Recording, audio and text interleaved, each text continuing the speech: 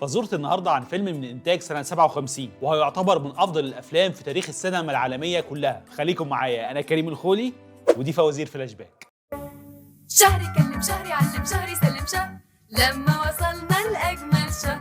شهري كلم شهري علم شهري سلم شهر لما وصلنا لأجمل. الفيلم بيتكلم عن قصه قتل حصلت والمتهم فيها طفل، وطبقا للنظام الامريكي مش هيتم ادانه المجرم غير بموافقه مجموعه من الاشخاص بيتم اختيارهم من قبل الحكومه وبيطلق عليهم المحلفين. فمجموعه الاشخاص المكونه من 12 فرد بيجتمعوا في اوضه واحده علشان يقرروا اذا كان المتهم بريء ولا مدان. فبيتفق 11 واحد منهم ان المتهم قام بالجريمه بالفعل، لكن واحد فيهم بس هو اللي بيشك ان المتهم ممكن يكون بريء. انا عايز اقول لكم ان الفيلم تم تصويره في اوضه واحده بس، لكنه يعتبر من امتع الافلام اللي ممكن تتفرج عليها. فلو عرفت اسم الفيلم اكتبه في الكومنتات.